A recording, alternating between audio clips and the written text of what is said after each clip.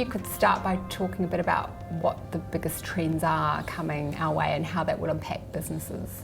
I think at the moment the number one conversation we're having with our clients is managing, digitising the current business. So I think we talked today to the group. There's lots of concern around the way the world will change. So I think there's the technology trends around web, mobile, social, Internet of Things. Those things are all seen as being disruptors. But I think for most businesses I talk to, and certainly our larger clients, there's still a huge amount of work to do just to digitise what they have today. Mm-hmm. And so most of our CFO and CEO clients are primarily concerned with how do I get the most effective return out of the spend I have today in just enabling our current business to deal with this new world. Then increasingly they're starting to think a little bit about what will the new world look like.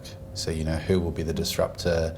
How would I rebuild this business if I was using a digital model today? The big trick is getting the balance right between those two agendas. And you talked about a few sectors that were changing fast, and I think maybe you could talk a bit about them. Yeah, look, I think our view at EY is that digital is disrupting all parts of the business. So it's not really a technology problem. It's absolutely everything from policy and regulation and legal to tax treatment to transfer pricing to of course all the obvious things around customer experience and the way customers interact with a company, all the way through the supply chain and a company's logistics and manufacturing. I think what we are seeing is there's a couple of industries where it's happening first, and so typically they tend to be customer facing, so retail or manufacturing organisations. I'm not sure that's true though, that they're going to be the biggest disruptions, but that's just where we're seeing the first wave. So definitely, I think you're seeing huge investment in financial services. I think some of our Australian and New Zealand banks and insurers are doing a really terrific job of getting ahead of this. You absolutely, here in New Zealand we've got an amazing, wonderful tourism sector. And so I think travel, accommodation, again, big customer facing industries. What's now happening is I think you're seeing some of our larger companies who, particularly companies that deal offshore.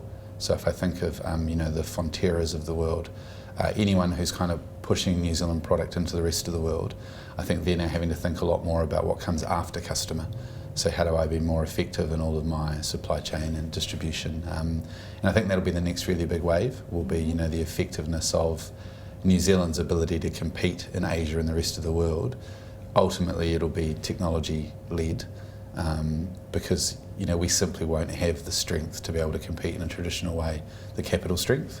It's interesting, you mentioned a few times that focus on the customer. So is it almost that the consumer or customers not dragging, but drawing them into that world, and then so other businesses now following, they realise the opportunity?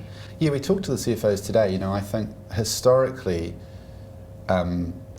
the way that you found out what a customer wanted was very different. Historically businesses would build products and they would distribute them in quite a traditional way. You would have stores and branches and or distribution partners, advisors and brokers.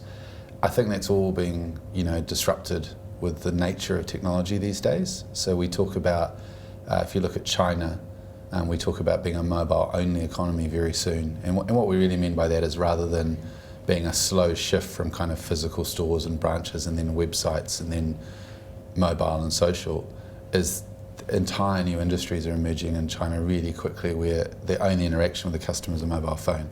And so thinking about what that means for a customer and what they want and how they want to consume things, that just leads you to a really different business outcome.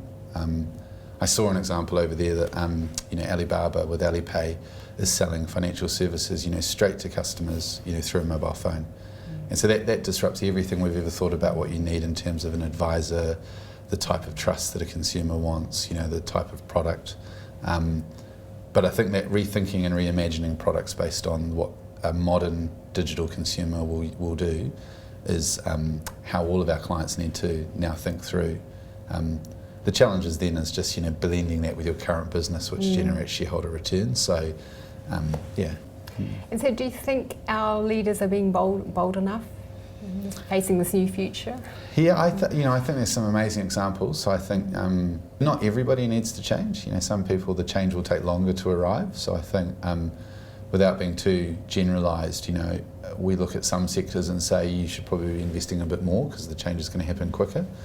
I think New Zealand has some, I'm a really proud, passionate Kiwi. I think we have some incredible leaders who have done incredible things, and so I look at our biggest companies, Spark in New Zealand, Fonterra. I look at what we're doing across the agriculture sector.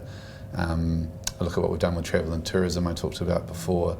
I think we're leading the way in terms of thinking about not just what we offer, but really interestingly thinking about how we manage these problems too. So you've got some really amazing digital leaders in all those companies, and you'll hear all those CEOs talk about the fact that they think of themselves as technology companies, which what the technology is doesn't matter, but I think the message they're all saying is we need to think like a technology company.